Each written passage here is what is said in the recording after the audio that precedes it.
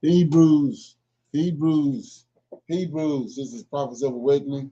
This is our Israelite Advanced Bible Study, the 11th of June, 2024.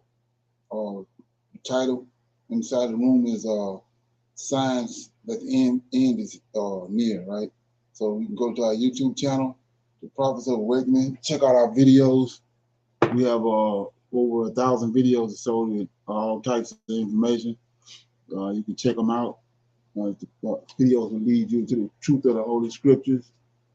If you like what you're hearing and receiving from these scriptures or from these videos, I'm asking you to like, share, and subscribe to the channel. It would be greatly appreciated. Okay. Our hours that operation that we're on YouTube is Monday through Thursday, Tuesday through Thursday. We on from 7 to 9 on Central Time, and then Friday nights we on Clubhouse. And the room is non-Messianic Conversations. It's our men's advanced Bible study night. But anybody can come in, chime in at the bottom. So then we have our two Shabbat classes. One in the mornings from 10 to 12 a.m. Central Time, and then we close Sabbath out Saturday evening at 6, 7. So any one of those days or any one of those times, you can come in and check us out. Okay. Before we get started, we're going to do our normal, which is a moment of silence. Okay, getting ahead of myself. For those that don't know, this is a non-Messianic conversation. This is a non-Messianic channel. We deal with the Tanakh and the Torah.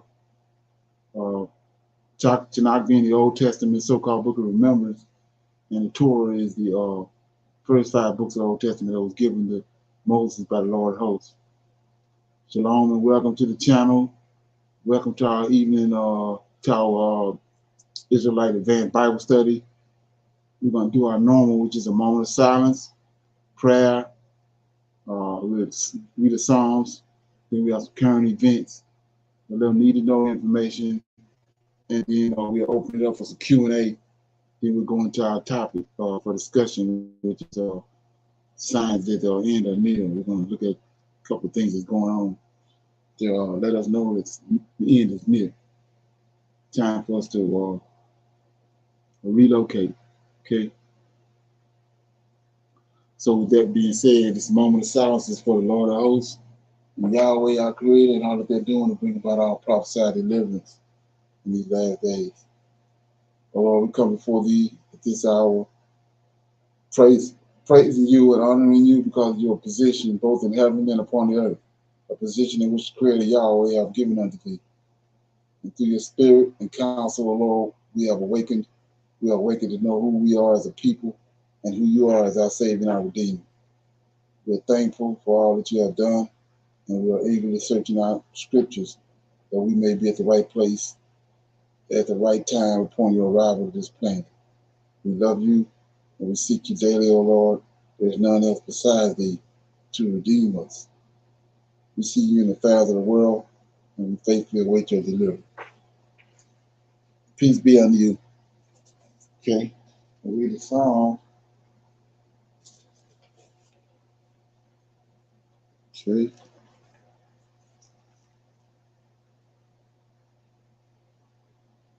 Okay, I'll read Psalm 30. It's a thanksgiving for deliverance from death. It's a Psalm of David.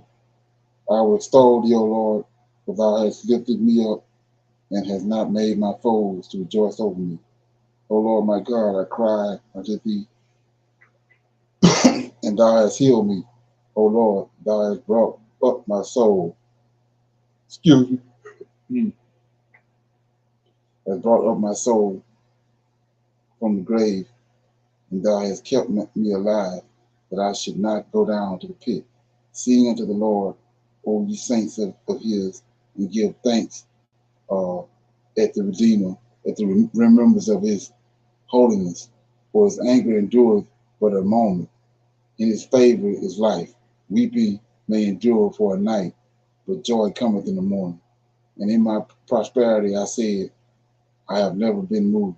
Lord, by thy favor thou hast made my mountain to stand strong. Thou didst hide thy face, and I was troubled. I cried to thee, O Lord, and unto the Lord I made my supplication. What profit is there in my blood when I go down to the pit? Shall not the dust praise thee? Shall it declare thy truth? Hear, O Lord, and have mercy upon me. Lord, be thou my helper. Thou hast turned for me my mourning into dancing, and thou hast put off my sackcloth and girded me with gladness, to the end that my glory may sing praises to thee, and not be silent. O Lord, my God, I will give thanks unto thee forever.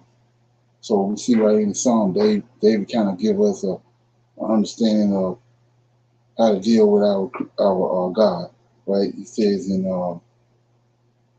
verse 3, O Lord, thou hast brought up my soul from the grave, and thou hast kept me alive, that I should not go down to the pit. So right there, going down to the pit, I think I kind of dealt with this before, but you got people on earth that they have souls that didn't come from the Creator. You know, when the fallen angels came down, they slept with women on the earth and created these giants. And that spirit that's in those giants didn't come from heaven. It was born upon the earth. It was an admixture from angelic beings speaking with a woman. So that spirit didn't come from heaven. So when that person passes and that body goes back to the dust, like the Creator or like the Lord of hosts proclaimed in the garden, uh, it goes down to the pit. Whereas the people that Creator created and made, when they pass away, that spirit rises. But the spirit from those giants, the Nephilim and all that, that spirit descends into the pit. And that's what David is talking about right here. So notice that he says in verse 3, okay, says, O Lord, thou hast brought up my soul from the grave, and thou hast kept me alive. Thou should not go down to the pit.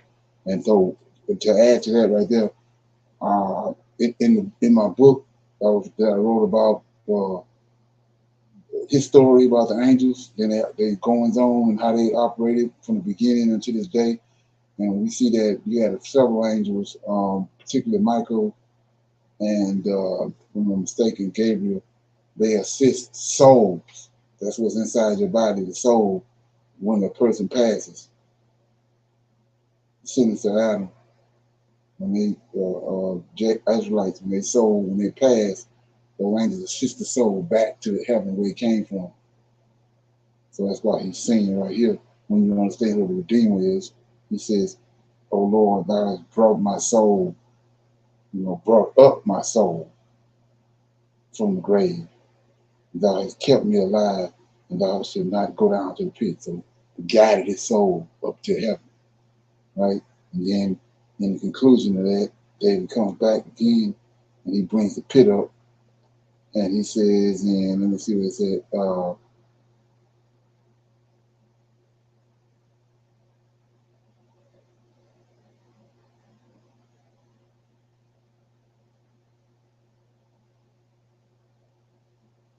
yeah, verse 9. What profit is there in my blood when I go down to the pit? Yeah, so you go down to the pit, that's it. So shall the dust praise thee? Shall it declare thy truth? So we see right here, some understanding in that. And get some more meat on that is in 2 Samuel. It's talking about the same thing, but it goes over your head if you don't understand what's going on. So go to 2 Samuel and 23, 22, I think it is. Yeah, 22. You see that verse 3. This is David talking. And when he's old age. He says, verse 2. He said, "The Lord is my rock and my fortress, my deliverer. God of my rock, in him will I trust. He is my shield and my horn, and my salvation, and my high tower, and my refuge, my Savior, that saveth me from violence. I will call on the Lord, whose words will be saved. So shall I be saved from my enemies. Now here you go, right here. 5. When the waves of death compassed me, when he passed away. We just talked about that. The floods of ungodly men made me afraid. That's these wicked spirits. They go down to the pit. They can't rise and go to heaven because they didn't come from that. Then it says 6. The sorrows of hell compassed me about. Snares of death prevented me. Then in my stress, I called upon the Lord and I cried to my God. And he did hear my voice out of his temple, and my cry did enter into his ears. So we came and delivered him, just like David said over here in Psalms 30, verse 9. What profit is there of my blood when I go down into the pit? Shall the dust praise thee? Shall it declare thy truth? So, like he said, if his soul is allowed to go down into the pit, into Sheol, that's it.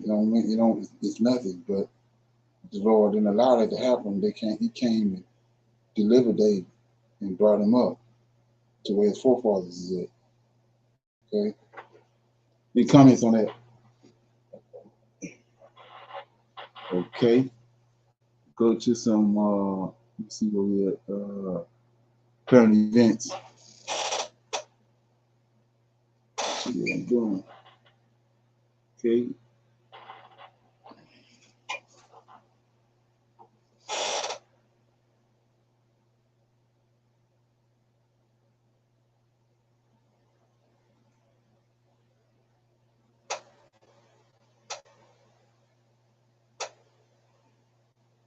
Who's that? Who's that?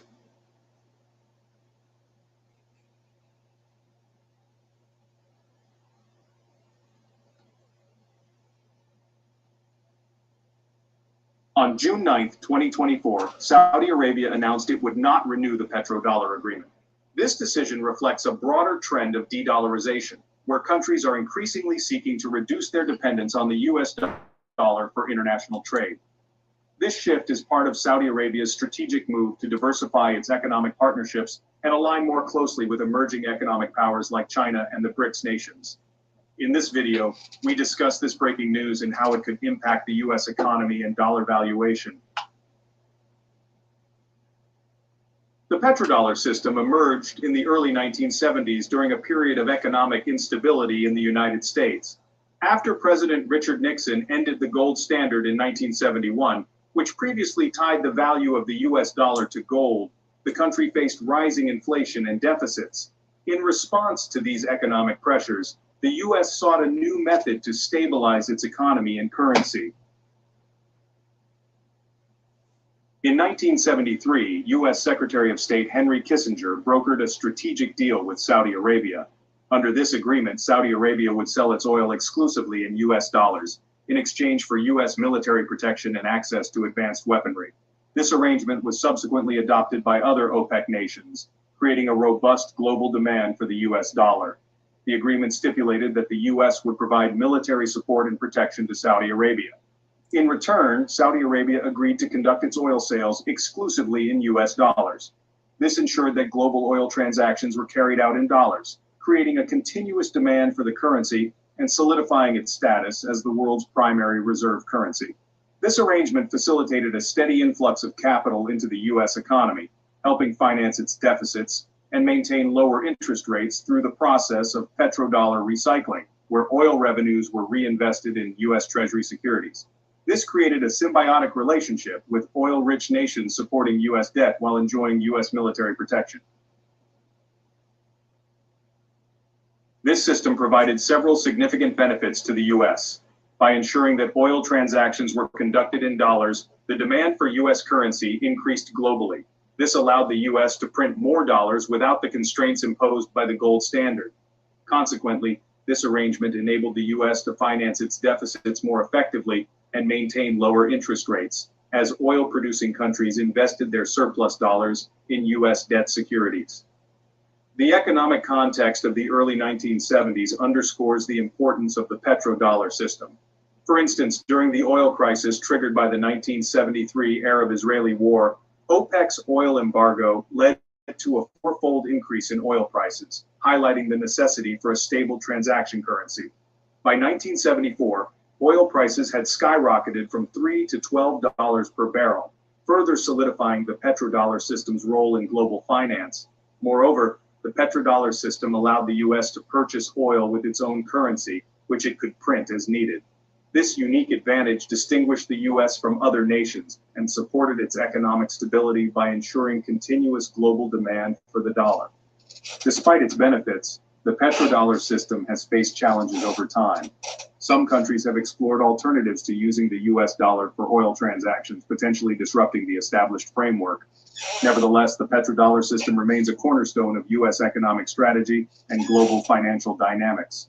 By creating a continuous demand for the U.S. dollar, the petrodollar system has played a crucial role in sustaining the global dominance of the U.S. currency and supporting the American economy through increased liquidity and investment in U.S. debt. The petrodollar system, established in the 1970s, included a process known as petrodollar recycling. This involved oil revenues from Saudi Arabia and other OPEC nations being reinvested in U.S. Treasury securities. This arrangement provided the U.S. with a consistent influx of capital, which was essential for financing its deficits and maintaining lower interest rates. This created a mutually beneficial relationship, where oil-rich nations helped fund U.S. debt while receiving U.S. military protection and advanced weaponry in return. Let's take a quick pause. Could you do us a favor? If you enjoy our content, please hit the like button. To help even more, leave your thoughts and feedback in the comments. Your engagement helps us grow. Thank you. Now with Verizon, stream what you love for less.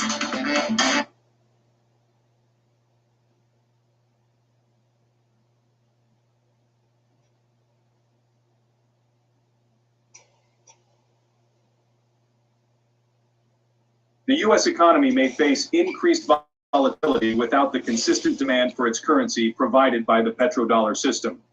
This instability could result in significant fluctuations in exchange rates and financial markets, affecting overall economic stability.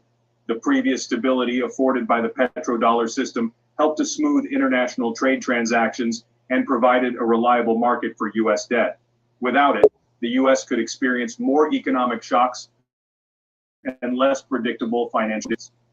With a decreased global demand for the dollar, inflation rates in the U.S. are likely to rise.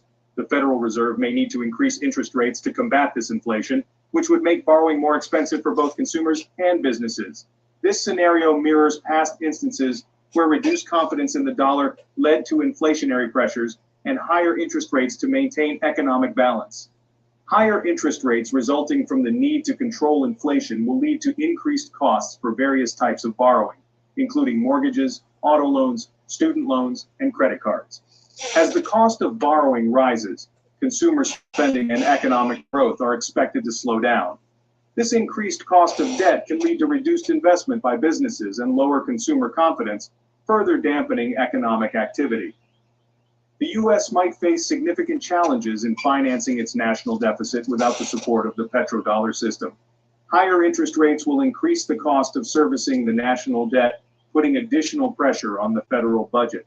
This could lead to larger budget deficits and potentially necessitate cuts in government spending or increases in taxes to balance the budget. Okay. Anybody have any comments on that? So Saudi Arabia then put an end to the agreement they had with the dollar to lift the dollar, so it's not looking good. Okay. Comment. Go somewhere else.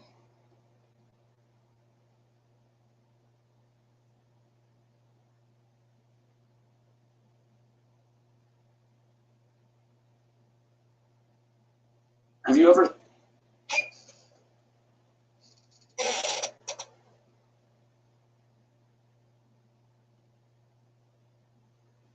It's now official that the next pandemic is here.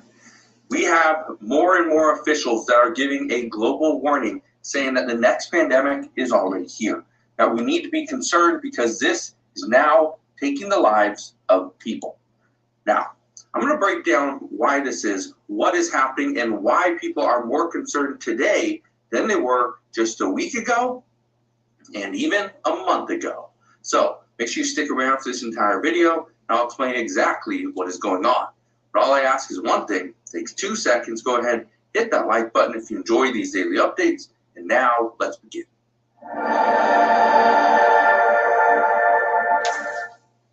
So why are experts worried that the next pandemic is here? Well, it has to do with this. The World Health Organization confirms the first death in Mexico from bird flu, which was never seen in humans.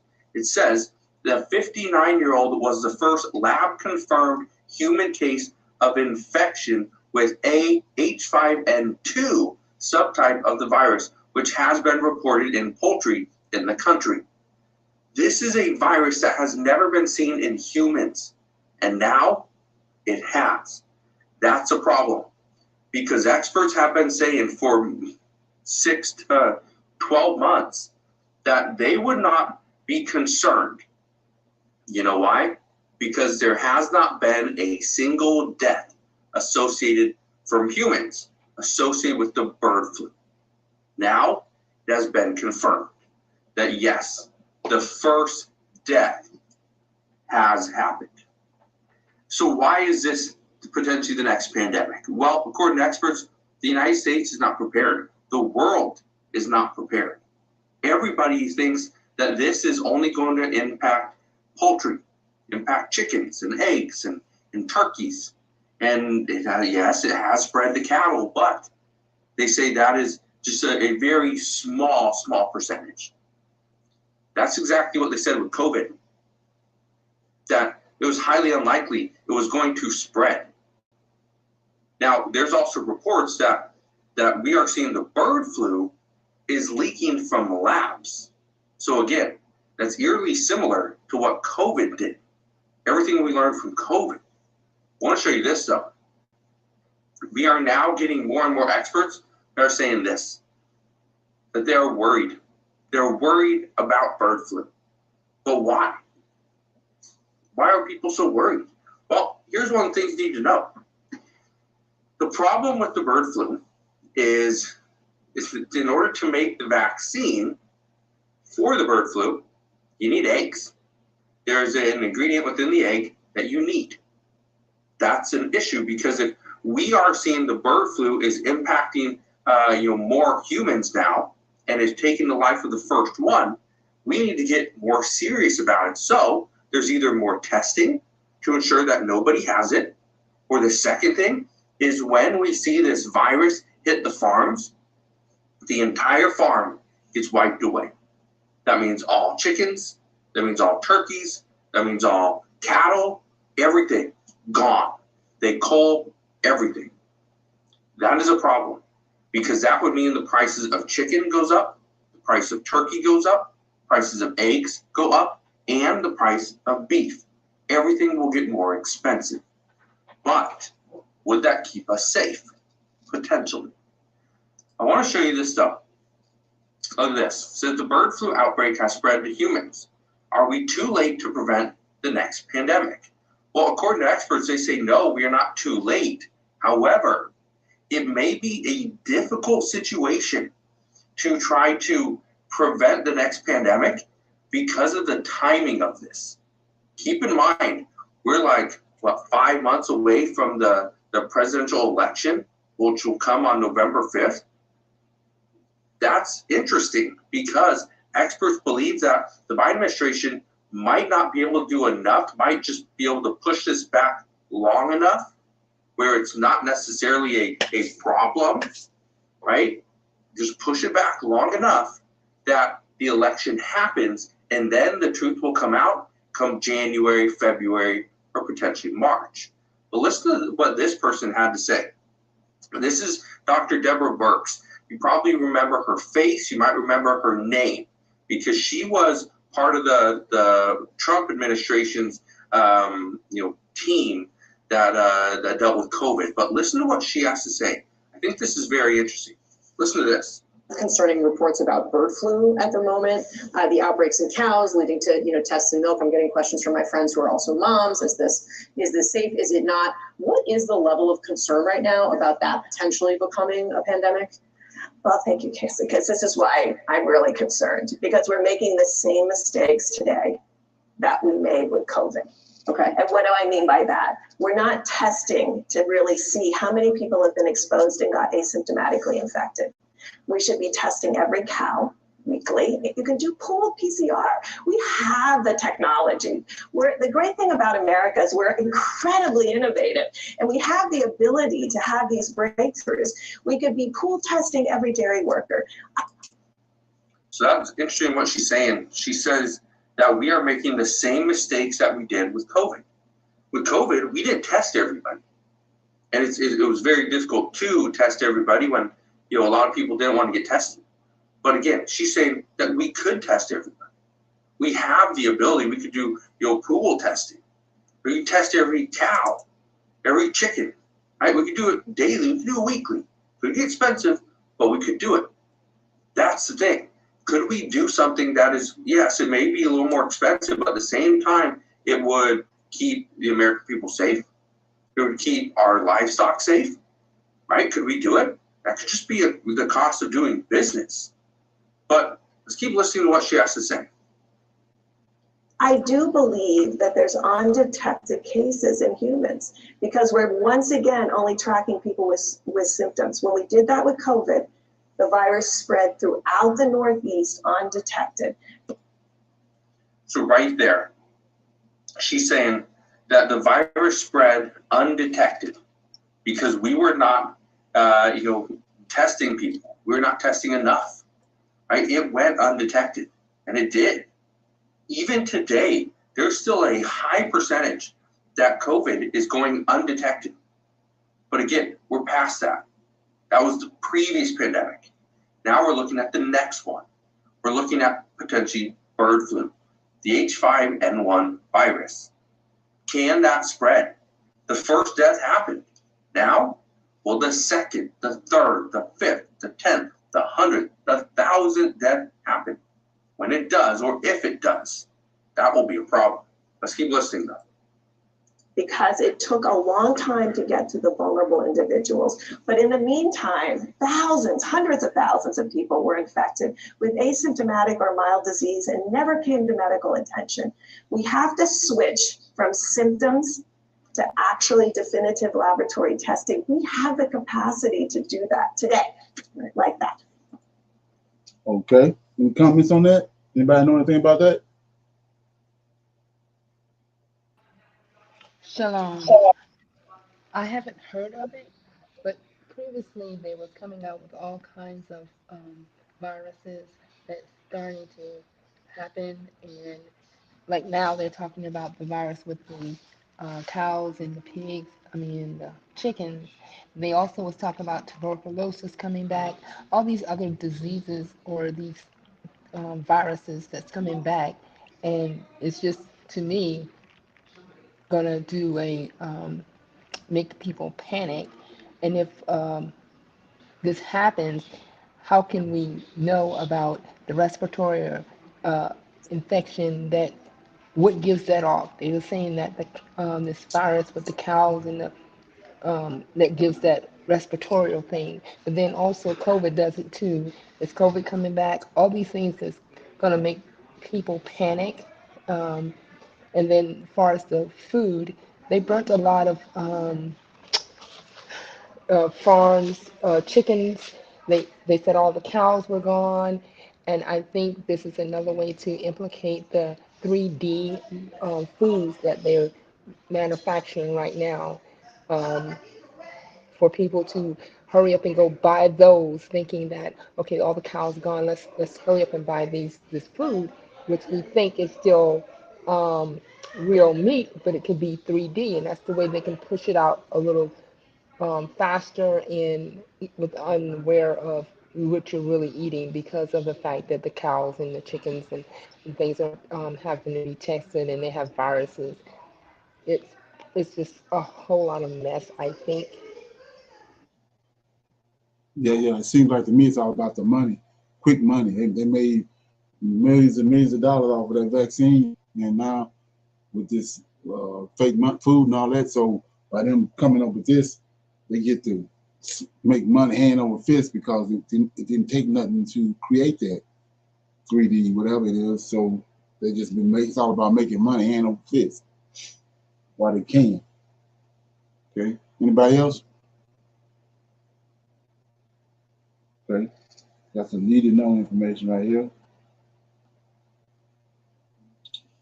Hello, everybody, and welcome back to the channel.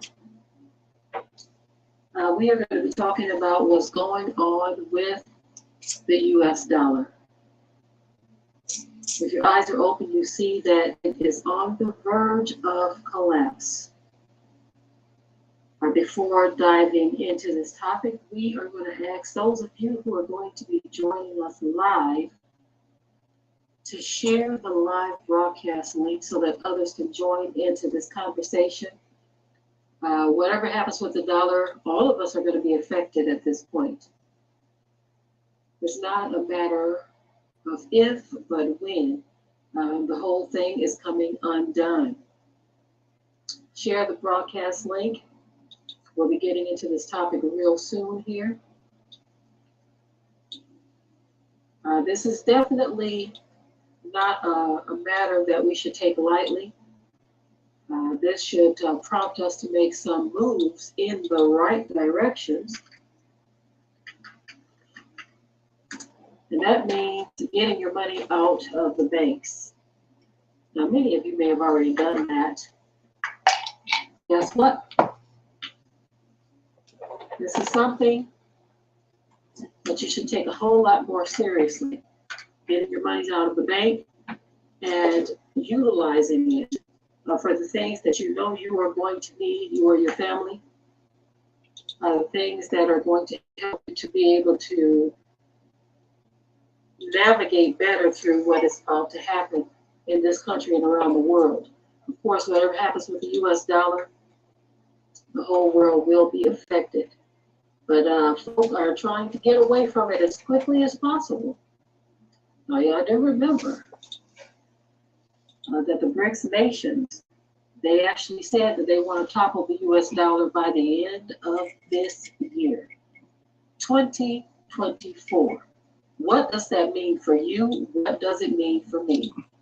I want to get into this topic and show you all what could cause this thing to speed up a little bit faster than anticipated.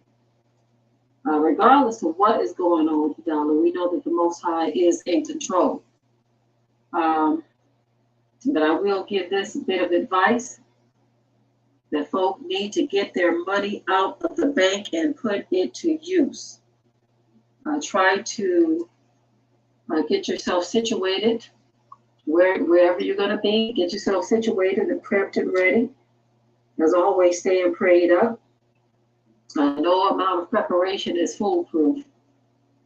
You always got to pray regardless of what's going on or whatever position you think you hold. The Bible also says that let he that thinketh he stand, take heed lest he fall. We can't put our confidence in anything, any earthly possession. It has got to be in the Most High. But that's not to say that we don't prepare. We can't be foolish. Even in biblical times, our people, they prepared. Remember when the Most High gave the Pharaoh a dream. In the dream, he showed Pharaoh that there was going to be a great famine that was coming to the land, and that during the time of plenty, they should store up for the time of drought. So there's absolutely nothing wrong with preparing yourself as best as you can for situations that you know are on the horizon. So we're looking at the collapse of the dollar, which is on the horizon. It is time to get money out of the banks. The U.S.-Saudi petrodollar deal is finished. What does that mean? What's going on here? So I want to get into this story. I want you all to pay attention to these things because, again, we're going to be affected by this stuff as well. But it's looking like more and more that the monopoly is over for those who have had ruled this world treacherously. This monopoly that Edom has had is over. It's coming to an end. They have ruled treacherously against the children of Judah and the peoples around the world. And so now their system is crumbling, and it's crumbling fast, and we are here for it. We are seeing it happen. I want to share with you the details of what's going on here. Okay, it says, so this particular article is talking about how Bitcoin may benefit from the end of the U.S.-Saudi dollar deal, petrodollar deal. So let's get into this story. It says, in the latest development, Saudi Arabia has decided not to renew its petrodollar deal with the U.S. So what does that mean? It says this move will allow Saudi to sell oil and other goods in various currencies,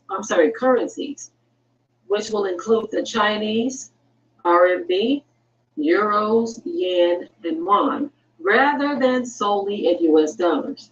See, when the US got somebody locked and tied where they can't move anywhere, that makes it more convenient for the US.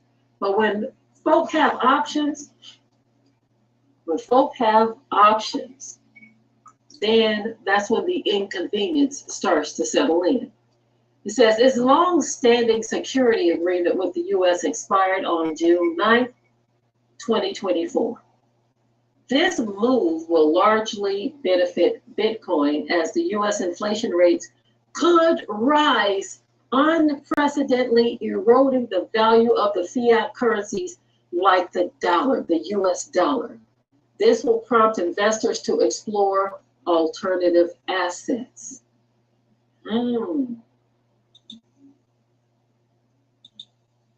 Okay. I'm John. Any comments so far? Shalom. As she was saying about being prepared, um, I'm thinking that there's more to just being prepared. It's things that Russia has already had threatened twice about the U.S. Involving themselves with Ukraine in the war. So we are looking out. It could be a power grid, something happening with the power grid. Um, and she's saying prepare, take your money out the bank, um, buy the necessary things you need. And with the previous video about the viruses, now that's another lockdown in your place to stay where you are, like they did, that you cannot go out at a certain time of day, and you couldn't go places were closed down. So it's just a lot that's coming through that I see by you playing these videos that it's, it's a sign, or what the prophecy says. We want to know exactly what it is. They're trying to make the prophecy in Revelations come forth, but they have to do things to get people in that scare tactic mode for them to cooperate. That's my view on it. Okay. Anybody else have any comments? Shalom. I just want to say that, like we've been, all studying and looking, and you've been saying, everything you have been saying is coming to fruition here, like the prophecy, like Cheryl was saying. Just gotta keep doing what you know you need to do because it's happening. Shalom. Yeah, exactly. Just, I mean, it ain't nothing but a matter of time. It means it's nothing. It's like you talk about the American dream and all that. That's over. It's about situating yourself where you know what's getting ready to happen. That's what matters. It's just like what happened with Israel. One day they was in captivity. That night they had put the blood on the doorpost. The angel of the Lord came. They was out of there the next day. So whatever they had going on in Egypt, that was over. It's no different than what's getting ready to happen here. It ain't for the faint of heart. Okay, yeah, a little more of this. Did they not just say that the Saudi Arabia has decided not to renew its petrodollar deal with the And US? all this is signs. See that strong stranglehold that they've had on folk is coming to an end. All of this leverage they had, all of this power that they wielded, folk are starting to say, no deal, no go. I don't think I want to sign on the dotted line anymore.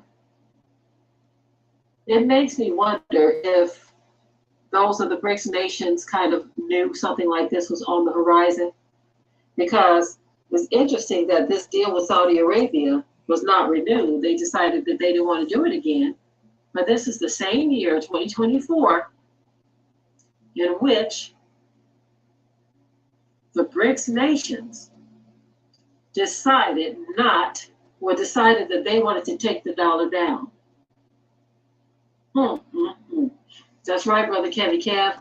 It is ever expanding. More and more nations are starting to say, we want to sign on that dotted line. We want to join up with the BRICS nations. My, how the mighty have fallen. This thing is about to unravel, y'all. And I hope people are paying attention. I hope folk are paying attention. Now, everybody's not in a position to do certain things, but do whatever you can. Instead of having that money sitting up in the bank somewhere, it's better to put it to use. Do something with it. Do something with it. Get the things that you and your family are going to need. If you can't partner up with some, this thing is coming down. It was prophesied, y'all. We don't know if it's going to be as quickly as people are hoping, but it's got to say a lot for the BRICS nations to say they want this thing to come to a close in 2024. And we're almost halfway in, y'all. Okay, so this is my thing right here. Like I said, hanging around prophets of awakening, getting this information. I think it set a lot of people apart from us. They're dealing with other people they're dealing with. But we see right here, we understand who the Lord of hosts is. He gonna do a quick work, right? And then the thing about it is that you dealing with an eternal being. That's the reason why these wicked ass spirits and these fallen angels know just how to do you, because they've been doing it so long. All the mistakes that they made and all that. So look at Egypt. Look at what happened in the garden and all that. So you're dealing with the same beings. So they got it down pat. Now they know just how to do you. So the same way they know how to do you, Lord of hosts know, just what to do. It's a quick, when the time comes, like I said, Moab, when the time appointed come, just what to do. It ain't gonna be like you're gonna make no mistakes. Just what to do, how to do you. If you on the wrong track, acting a certain type of way, doing a certain type of thing, and he got something else he want done, and you in the way of it, he gonna just what to do. Just like that. You be looking up. So he knows just how to do these people. Just how to do a government. Just how to do just how to do a leader. Just what to do. You look up, you out of there. Just do it. Come on. And that's what people not understanding. So what the problem coming in at is they looking at JC when it ain't JC that's doing it. Just how to do you. Get you out of there. Or get the country out of there, or whatever in the way, just how to move it. Okay? Like he said, let me read that right quick. He says it all through the scriptures, but I'm going to read it in Ezekiel 37, right? He says, okay, let this ferment. You know what I'm saying? If you don't deal with nothing else, you know what I'm saying? Let this ferment. This is my guiding light right here. So it says 37, dry bones. He says, verse 14, 37 and 14 says, for I start at 13, and ye shall know, this is the Lord of hosts talking, that I am the Lord. And when I have opened your graves, O my people, and brought you up out of your graves, and shall put my spirit in you, ye shall live, and I shall place you in your own land. Then shall ye know that I, the Lord, spoke it, performed it. See that? Said the Lord. So it ain't no, he got the power to do that in a blink of an eye. You be looking crazy as hell, and it already went down. It's like right now, we looking at it. He performing it right now. He already spoke it. And what we looking at now, Moab. He performing it. It's coming to pass. That's why the scriptures continues to say, and it came to pass. It came to pass. What's coming to pass? What he spoke. That's what we're looking at. There ain't nothing under the sun that's gonna stop it. Okay. Man, like I said before, that it had nothing to do with the New Testament. JC. Okay. So nobody else have no questions on that. We're gonna open it up for some Q&A. Anybody have any questions or comments about anything that they came across in their research or anything they heard on this channel that they want some clarity or want to talk about it? The dialogue. Anybody got anything? Not at this time. Not at this time. Okay. Nobody else? Nobody got nothing? Okay. So with that being said, I'm gonna go to the topic for discussion, which is the signs that the end is near. So we're gonna look at some of that, and got a little video I'll play, and then we'll break it down. But first, I want to play this video right here because it's, I mean, you know, like I said, the handwriting is on the wall. There you go.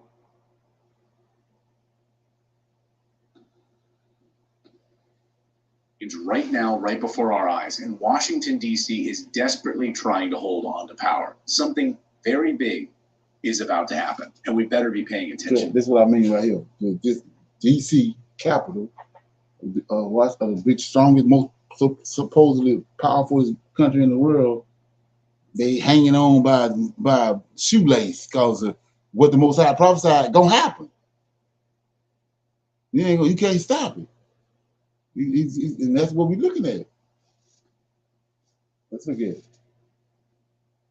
To it. And there are like 5 huge news developments that we need to cover today, which have massive implications for Western powers.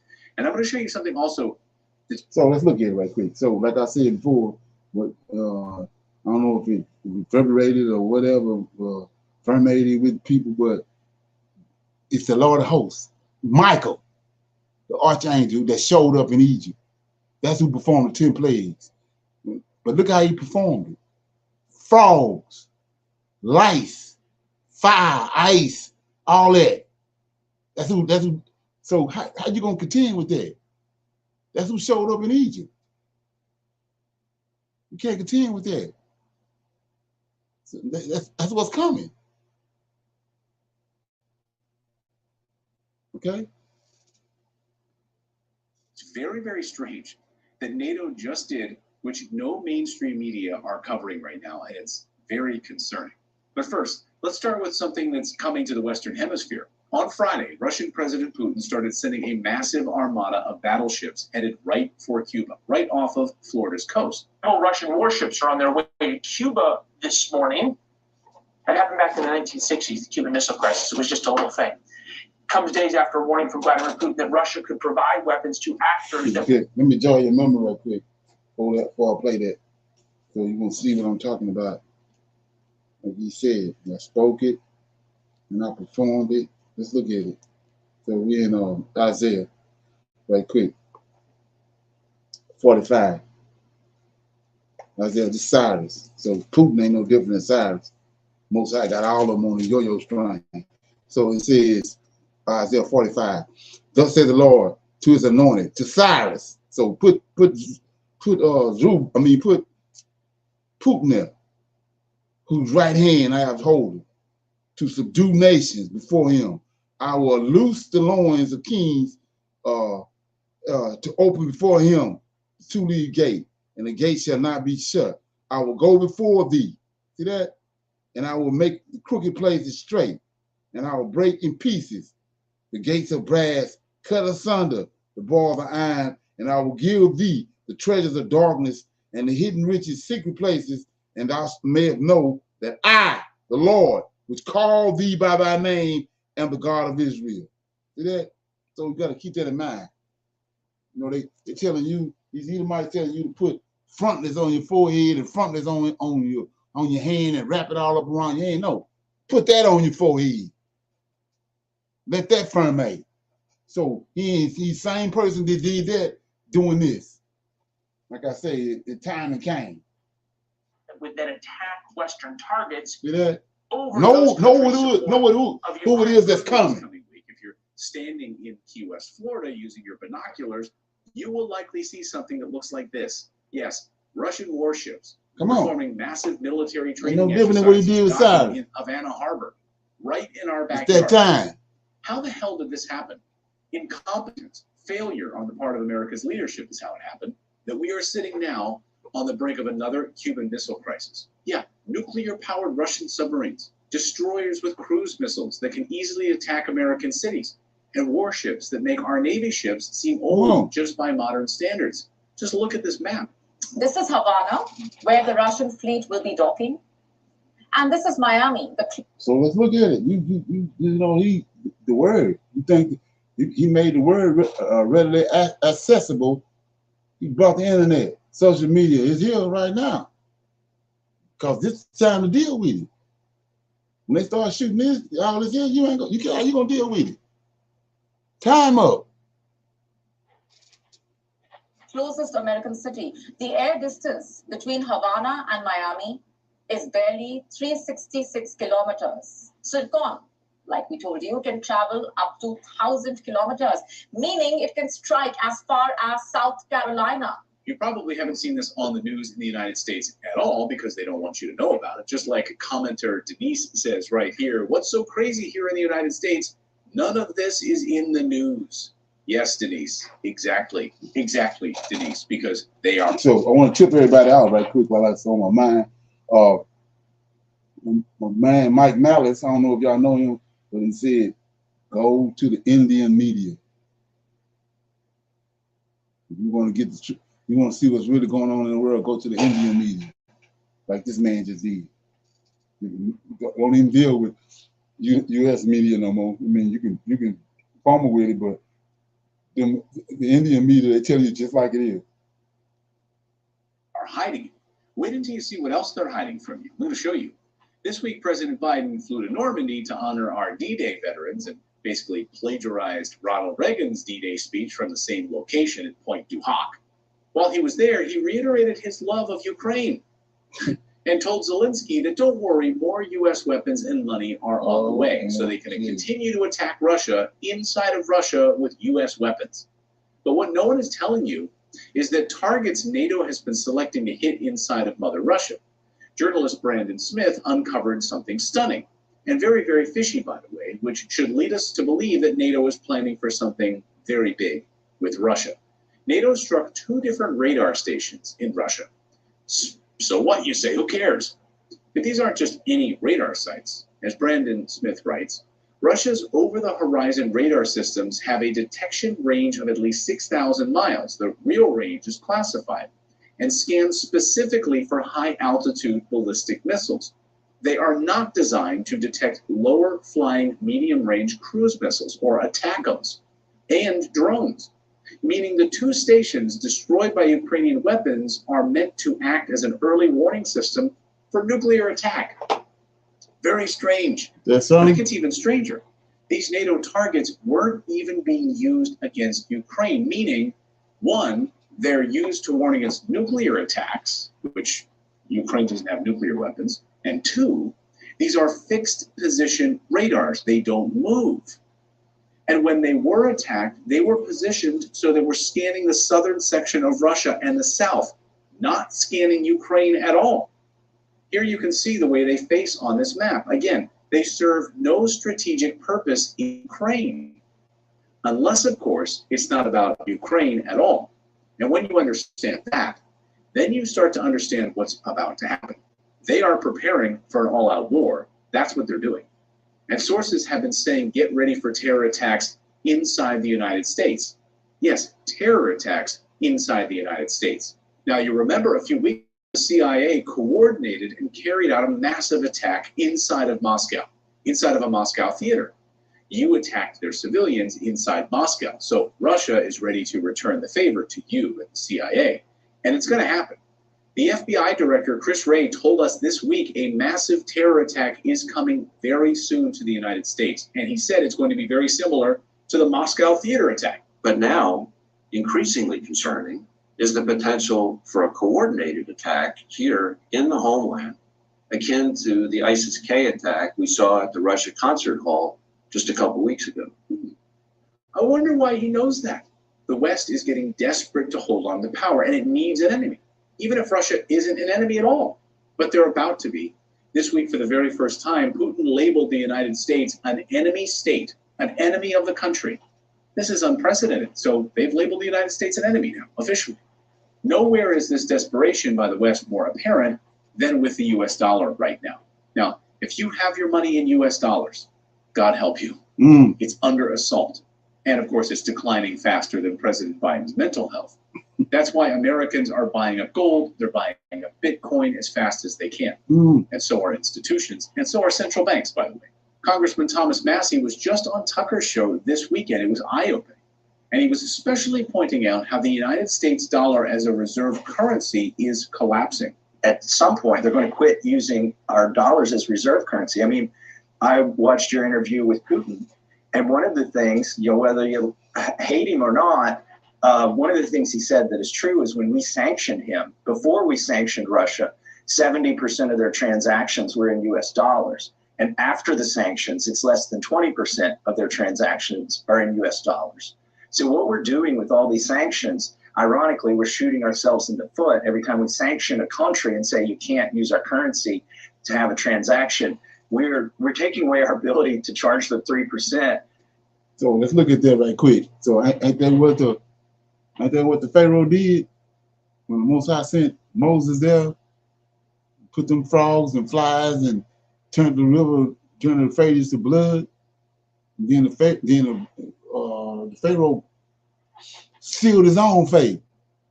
He started making dumbass mistakes because of the pressure. He said, you come back in here again, I'm gonna kill all your firstborn in Israel. Sanctioned his own. He sanctioned his own demise. Because then the Lord all turned around and killed all the firstborn in Egypt. Cattle, everything. Same thing right here.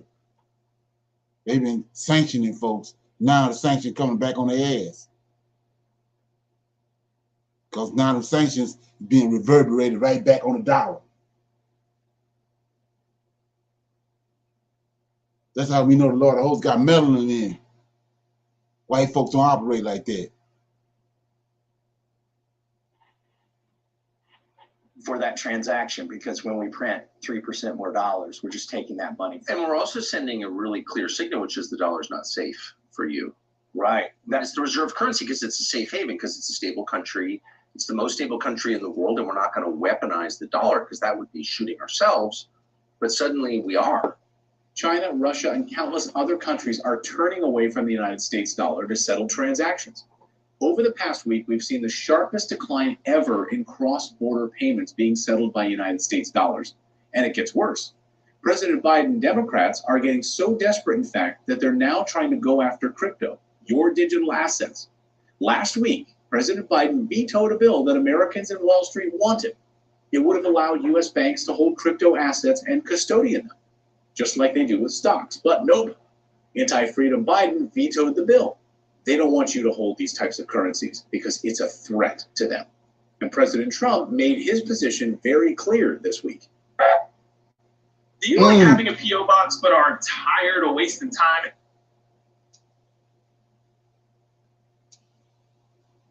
Who's the one? You can get a real physical street mailing it.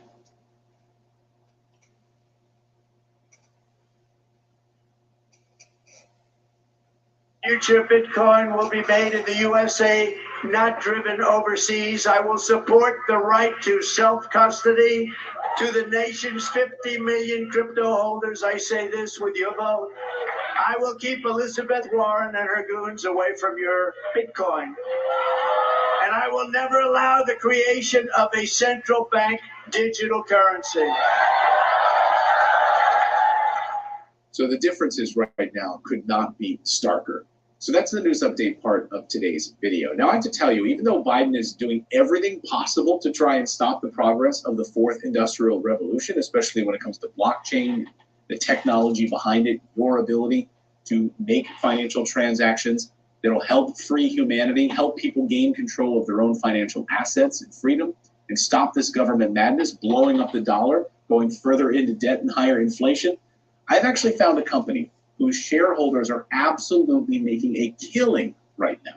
This company is up 150% in the first 6 months of this year alone. It's kicking ass, in plain words. It's trading at a 52-week high right now. Take a look at this. And the analyst covering it gives it more than 150% upside from its current value. And I think it's actually conservative, by the way, to say the least. The best way to describe it is if I had to tell my mom about one stock, this would be it. That company is DeFi Technologies. Here is their ticker on your screen. Take a look. I asked them to sponsor this video today. Crypto expert Anthony Pompliano and I both believe this is the #1 most undervalued stock in the world right now. Pomp and I are both shareholders of DeFi. That's not hyperbole. So sit back, strap in, and watch. In the next 2 minutes, I'm going to blow your mind. And yes, I own a lot of shares in this company because I strongly believe in crypto. And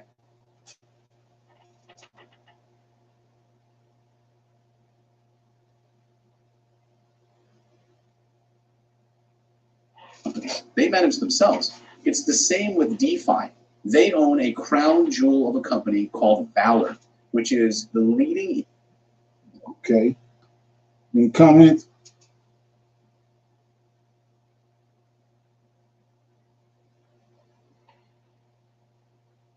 Okay. Got another one right here. You get it.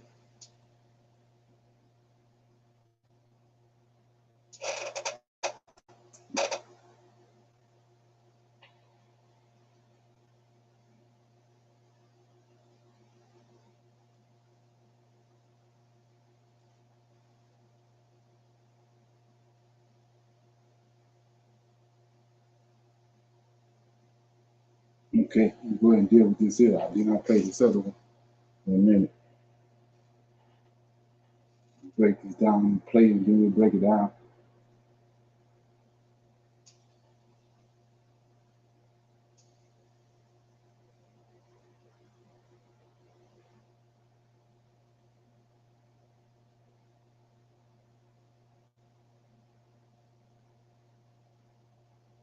Sign and drive is here. Get this up.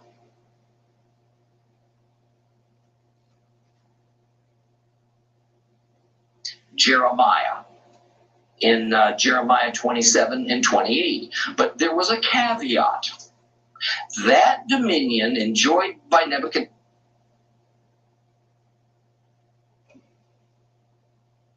Daniel chapter 2. So what we're dealing with right here is saying that these are European Edomites saying that is the end time, or they made up, or the end times that we're dealing with made up.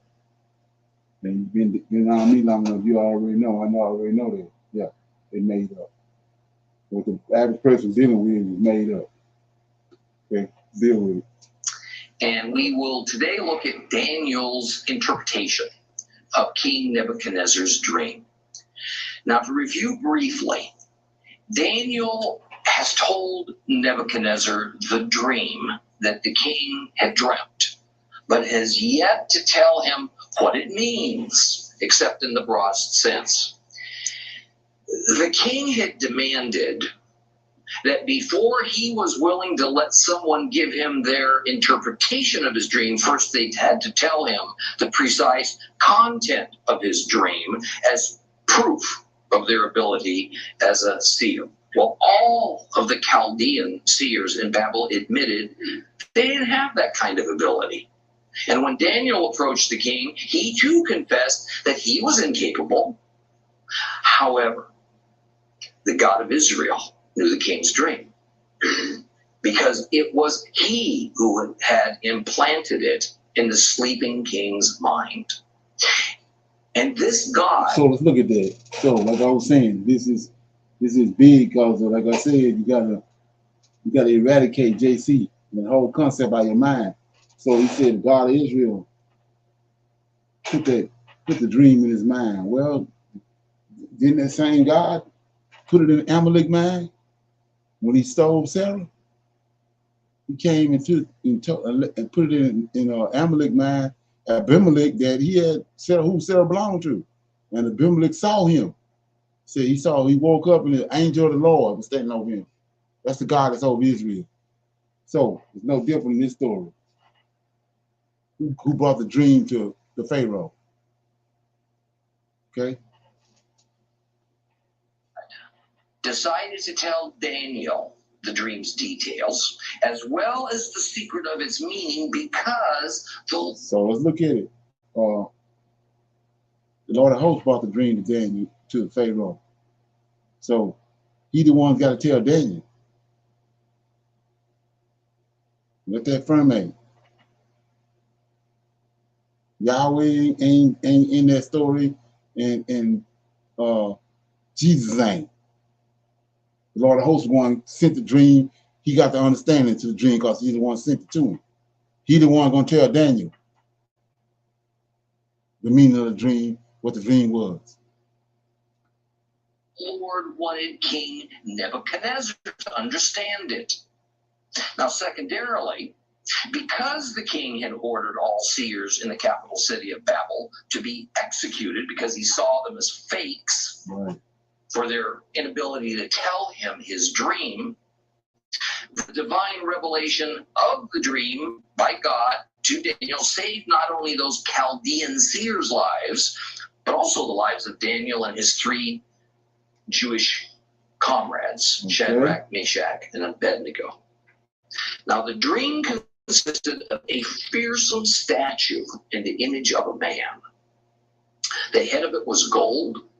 The chest and arms were silver. The belly, the hips, and the thighs were of bronze. The legs were made of iron. The feet were a mixture of clay and iron. And it stood motionless. It stood lifeless in the king's dream as suddenly. So let's look at it right quick while we going here. What he just mentioned was it's 4 beasts. It's 4 beasts, not 5. When you add the Antichrist and you got everybody waiting on the beast system, that's 5 beasts. It ain't 5 beasts. It's 4 beasts. Okay? Let that permeate.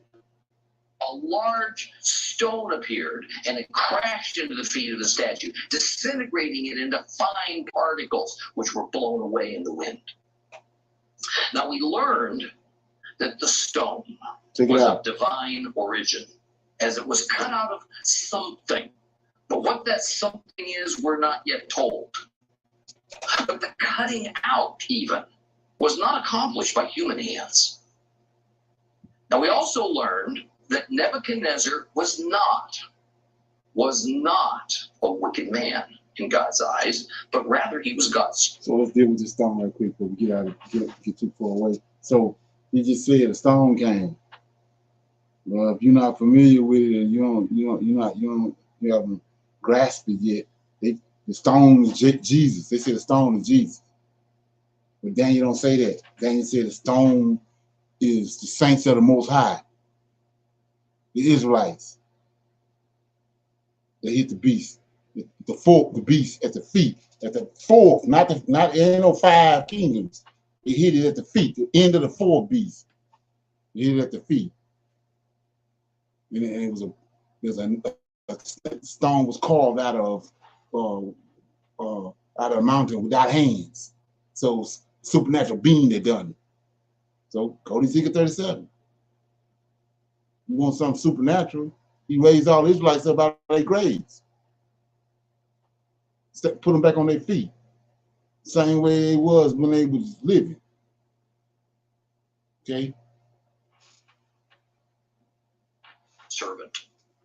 In fact, as Daniel's speech to the king reveals, Jehovah had gone so far as to give Nebuchadnezzar dominion over the land and the people and the birds and the domesticated and wild animals which formed the Babylonian Empire. And this circumstance had been foretold by the prophet Jeremiah in Jeremiah 27 and 28. But there was a caveat. That dominion enjoyed by Nebuchadnezzar would only last for 3 generations. And after Nebuchadnezzar and his son and then his grandson had ruled, his dynasty would end, and then a series of other kings would rule over Babylon. And once the grandson's rule had ended, God would begin to turn his wrath away from the exiled Jews and towards their conquerors, Babylon. Now, there was an important God principle that we discussed that I want to reinforce today, and it concerns the term latter days. We've heard that term a lot. The reason we're going to revisit this is quite simple. Do you truly want to understand what lies just ahead as human history winds its way to a close? Then unraveling this Daniel mystery is pivotal. And to misread, misuse, or misapply it gives us all false expectations. We must not read into Daniel things that some branches of the modern church have established as unassailable traditions, but are in fact often little more than opinion and speculation that validates some agenda. This is why we're approaching the book of Daniel as we are, and why we're going to have several detours to explain some pertinent history and a handful of crucial God principles that establishes the proper context. In Hebrew, the term for latter days is Acharit Hayomim, and it literally means in the latter part of the days. This term is really only used for one thing in the Bible, and that is to refer to messianic times. That is, times immediately approaching and during and then shortly after the appearance of God's Messiah. Thus, when studying the Bible, we need to grasp a couple of foundational concepts about the latter days, the Acharit Hayomim. First, there are 2 sets of latter day times. The first latter days occurred in the decades leading up to when Yeshua was born to the Virgin Mary. See what I mean? All during his adult life, as he taught and revealed his identity, and then finally, as he was crucified and rose from the grave. The second latter days is still ahead of us. It's going to happen in the days leading up to when Yeshua returns, the second coming. And then when he fights the... So let that terminate. That's what I mean right here. This ain't got nothing to do with the end time. It's another end time. Okay? Battle of Armageddon, and when he begins to reign on earth as a worldwide king. We may or may not be in those latter days right now, although it's my opinion that we are. And the main sign of that... So let me read one verse. In case you ain't read, it says right here. He says JC, right? Let's look at it.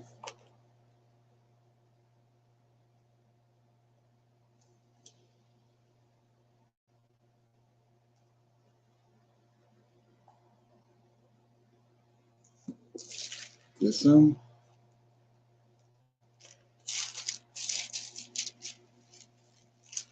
right here. So I'm in Amos chapter 11. I read this the other day. It says, in that day, the last days, I will raise up the tabernacle of David that is fallen, close up the breaches thereof, and I will raise up his ruins, and I will build it as in the days of old. Now, what do they have to do with what he just said? Nothing. He told a whole different character. He getting with David, and he raising up David's ruins, like they was in days of old. Two different things going on with what the Most High saying and what they concocted. Is that Israel has returned to its ancient homeland as prophesied. Such a thing can really only be determined with certainty in hindsight. That's the nature of prophecy. So, when the Hebrews who lived prior to Jesus' birth spoke of the latter days, even those who lived many centuries before that day, they were mainly pointing ahead to the era of his advent, of his death, and of his resurrection, even though they didn't grasp that this is what they were looking for. Thus, everything that we... So, like I said before, then you wonder why shit is the way it is, the way it's so thrown off now. Look at where he at. When he started dealing with JC, he went outside the scriptures. Nothing he's saying, none of this got nothing to do with the scriptures. And imagine 90-some% of the world is following this. It has nothing to do with scripture. He ain't got no son. Not like this. Not that he gonna kill. He got a son, he got sons, but he ain't gonna kill him. Or let everybody else kill him. So all this is this propaganda. Okay? So, anybody got a comment so far? Try to find this other video I'll put before the okay, yeah, I'm gonna keep it right here. More comments?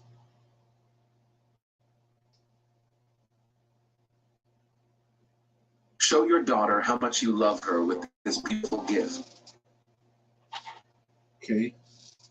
If I have a comment, we find this other video and then we'll close out.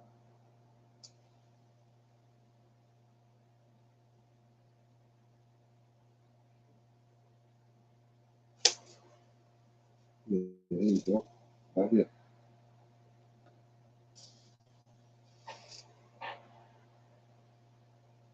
The deaths that we have because of the... So this will be a summer like no other. We are about to see political tensions increase, but the big issue right now that's going to impact millions and millions of people all across the United States is the weather. Same thing he did. He did with the same God. It wasn't Jesus. So, like I said, he multiplied the frogs, multiplied the locusts, he turned the water into blood. All these are natural things from the creation. He the one behind all of it in Genesis. That's why he can come now when he came to Egypt and multiplied everything and caused drama. Well, he's going to do the same thing now. Forecasters are already predicting Not this Jesus. is going to be a historic year, but it could be a bad year. So I'm going to break all this down in just a moment, but just understand at this time, hurricanes are expected to rise. The heat wave is continuing to push all across the United States. Same thing There he is did. anticipated an increased amount of deaths due to the hurricanes, due to tornadoes, and due to heat. So again, I'm gonna break all that down in today's video, but all I ask is one thing. It takes 2 seconds. Go ahead, hit that like button if you enjoy these daily updates. Now let's begin.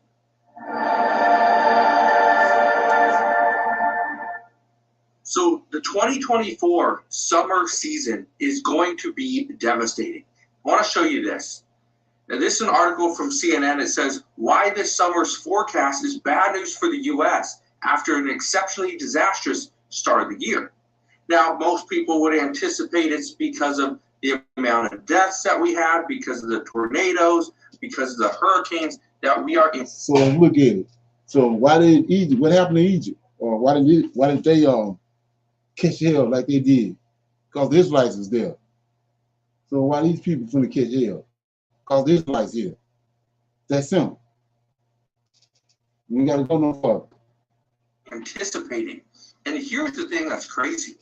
This year, we are already anticipating more hurricanes than ever before. But just listen to this. This, in fact, is the year that NOAA has predicted the highest number of possible wind storms, up to 25, and 4 to 7 of those are forecast to become major hurricanes. So what's happening here with the sea surface, the water temperature right now is already above average, and we're not even in the hottest months of the summer yet. We're talking about the waters in the Atlantic and parts of the Caribbean, essentially everything that's surrounding Florida. The other thing, as you mentioned, is La Nina.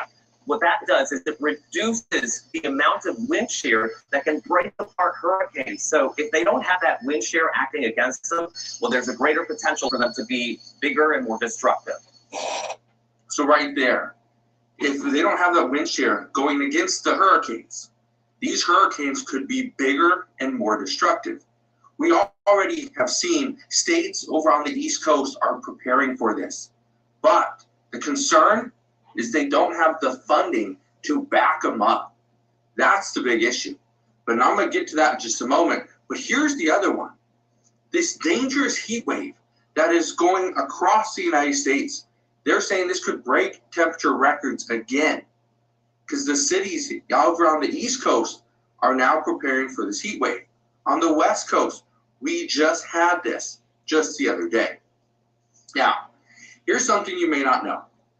Okay, you may not realize that these heat waves, come and go, but just in Las Vegas, they reached record temperatures the other day as well. They're at 111, 110 degrees. That was so much more than what it was in the past, especially at this time of the year. Just look at this. Okay, look at this right here. It says the dome of sizzling temperatures in the West early week will engulf the nation's heartland starting Wednesday, then spread across the southern and eastern U.S. The second half of the week. While these regions heat up, the Pacific Northwest can expect a cool down by next weekend. Look at that. Look at the entire U.S. is almost all in orange or red. Just the Pacific Northwest has a little bit of green, and then there's some up here in the Northeast as well. But everything else, just high heat. That is going to cause our electrical grid to potentially have rolling blackouts, because our electrical grid is not used to that much heat. The big thing is people that are living on the streets, they need to find a place to go. Because if you are on the streets and it's 100, 110 degrees out, it is going to be brutal. People will lose their lives. Let me show you this though. It says why this summer's forecast is bad news for the U.S. Well, the reason why it's bad news is because we don't have the funding if there's a disaster. When we see high heat, everybody worries about, oh, well, is my air conditioning working? Is the pool filled up? Is the AC in the car, is it blowing cold air? That's what most people worry about. I'll just turn the sprinkler on, we'll go to the family fun center, we'll go and have fun, we'll jump in the pool and go down the water slides and everything will be good. Here's the problem. When you have high heat, you also have an increased chance of it starting a fire. We are already expecting more fires, more wildfires this season. So we have more wildfires. We're expecting more tornadoes. Let me ask you a question. Have you ever thought about this blood? Any comments so far?